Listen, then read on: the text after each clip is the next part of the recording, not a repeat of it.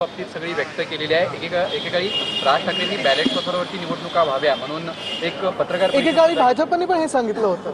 आपल्याला आठवत असेल 2014च्या आधी भाजप देखील अग्रेसर होतं की बॅलेटवरच निवडणुका व्हाव्या।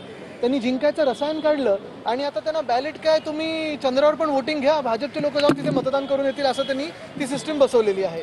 शकुन राणे तर 5 वेळा मतदान करतात। एक त्या मिनता देवी काय, त्या 124 वर्षाच्या जगातल्या सर्वात वयस्कर महिला दिसतात 25 सारख्या आहेत, 124 125। हे असे सगळे जे काही घोळ हे आम्ही पकडलेले आहेत। हे घोळ तर आहेतच, ह्याच सोबत आम्ही मागच्या आठवड्यात देखील इथे पत्रव्यवहार केलेला आहे आणि जवळ गरज पडली तर रस्त्यावर पण उतरू। पण इथे आता व्हीव्हीपॅट पण काढून टाकण्याचा प्रयत्न हे इथे निवडणूक आयोग करत आहे। नेमकं निवडणूक आयोगाने ठरवावं की निवडणुका घ्यायच्या आहेत की सरळ ठराविक त्यांचे जे ओळखी पाळखीचे लोक आहेत त्यांना जाहीर करून टाकायचं की हेच जिंकले। ज्या पद्धतीनं आंदोलन झालं तशाच पद्धतीचं आंदोलन महाराष्ट्रात देशभरात होणार, पण मुख्य निवडणूक आयोग हे दिल्लीत बसतं। निर्लज्जपणा हा दिल्लीतून होतो म्हणून तिथे झालं। जलजीवन योजनेअंतर्गत जो कंत्राटदार होते त्यांनी सांगलीत एकाने जे ती आत्महत्या केली होती, आता या संदर्भातलं पत्र माझ्या हाती आलं आहे। एकीकडे केंद्र सरकारने पैसे देण्यास हात वरती केलेले आहेत, 35,000 कोटींची थकबाकी राज्य सरकारकडे फाईल आली, वित्त विभागाने सुद्धा ती फाईल डावलून दिलेली, 35,000 कोटींचे कंत्राट। असंच तुम्ही माहिती काढा, PWD मध्ये देखील आहे। आमच्याकडे वरळीमध्ये BDD आहे, पोलीसच्या सगळे क्वार्टर्स आहेत, तिथे स्वच्छता असेल किंवा इतर काही दुरुस्तीची कामं असतील, कॉन्ट्रॅक्टर हल्ली कोणी पुढे नाही काम घ्यायला का, तर सरळ सांगतात तुम्ही थकबाकी ठेवता, तुम्ही पैसे देत नाहीत।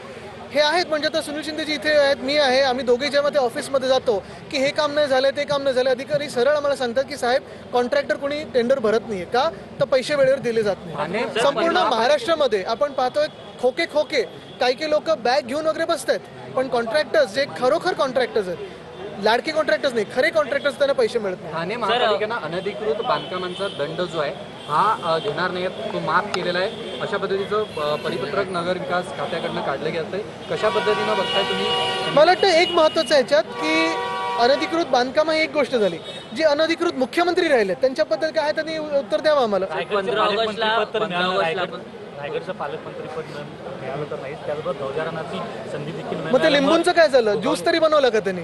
गोगावले सर 15 ऑगस्टला कल्याण डोंबिवलीमध्ये ते दिल्लीत जात असताना CISF नुसतं खाकीत ते रुमाल असतो त्याच्यात काय काय ते पाहावं। बासष्ट जाधवांच्या वक्तव्यावरून राजकारणात नव्या चर्चा रंगू लागलेल्या आहेत, ब्राह्मणांना टार्गेट केलं जाते असं वगैरे संघटना अशा पुढे येऊ लागले, तुम्ही ते नाही मी ऐकलं नाही अजून ते वक्तव्य ऐकल्यानंतर पुढच्या 15 ऑगस्टला कल्याण डोंबिवलीमध्ये मांस जी नॉनव्हेज आहे त्याचं बंदी आणली होती, आता नाशिक आणि मालेगावमध्ये देखील आम्ही ह्याचा कडकडून विरोध करू।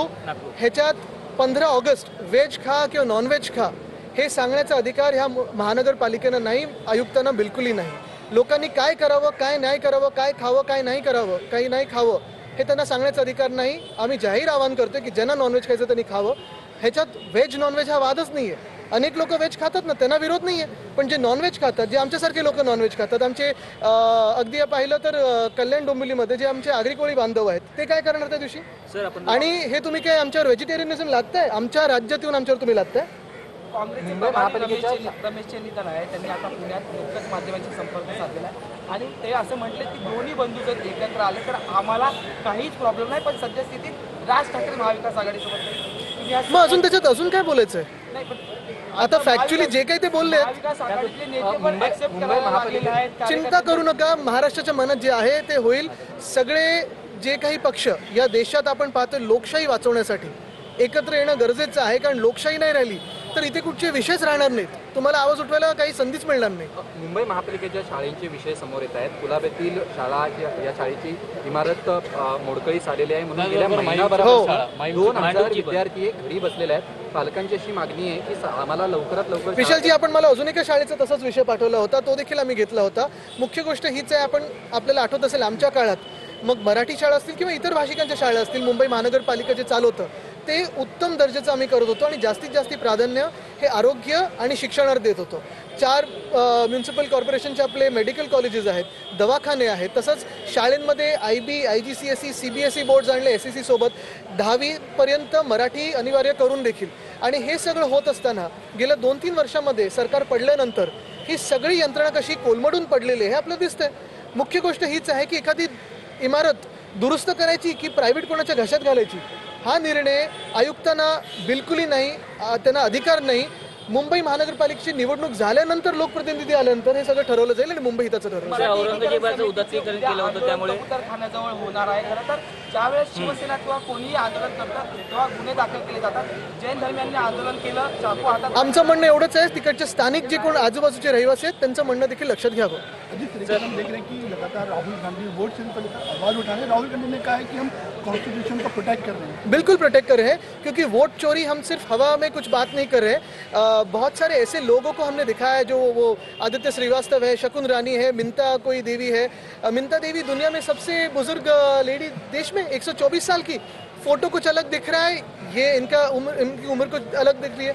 वैसे ही अगर आप देखिए तो शकुन रानी ने 5 बार वोटिंग किया है, 3 बार बेंगलुरु में और 2 बार उत्तर प्रदेश में. आज पालघर की एक केस आई है, 5 वोटिंग इपिक नंबर है. तो ये सारी जो वोट चोरी है जिसकी वजह से भाजपा जीतते आई है पिछले 5-6-7 सालों में, ये हमने पकड़ी है. और इस पे कोर्ट में जाने की जरूरत नहीं है, क्योंकि कोर्ट में भी कल ईसी ने कहा है हमको आपको भी ये दस्तावेज नहीं देंगे. तो क्या ईसी कोर्ट से भी ऊपर है? हम तो कह रहे हैं कि हम सारे लोग जो है ये जनता से चुन के आए हैं और हमारा अधिकार है, ये हक बनता है कि चुनाव आयोग हमें जवाब दे. क्यों हम इधर उधर जाएं? लगातार जिस पाकिस्तान की बात करें, पाकिस्तान धमकी दे रहा है अगर सिंधु नदी पर डैम बनता है नहीं, तो ये हम मिसाइल मार के उड़ा देंगे. बिल्कुल पाकिस्तान धमकी दे रहा है, लेकिन अपनी जो सरकार है, भाजपा की जो सरकार है, उनका जवाब क्या है उस धमकी को? कि बीसीसीआई जाके क्रिकेट खेलेगी उनके साथ. क्यों बीसीसीआई क्रिकेट खेले उनके साथ? पिछले साल आपने देखा होगा बीसीसीआई के जो उच्च अधिकारी है वो वहाँ शाहिद अफरीदी हो या दूसरे सारे पाकिस्तानी क्रिकेटर्स हो, उनके साथ पार्टी कर रहे थे. पिछले साल जो हमें बताया था कि हिंदुओं पे अत्याचार हो रहा है बांग्लादेश में, उसी बांग्लादेश को बीसीसीआई ने बुला के इस देश में टेस्ट मैच खेली थी. तो क्या बीसीसीआई देश के ऊपर है? क्या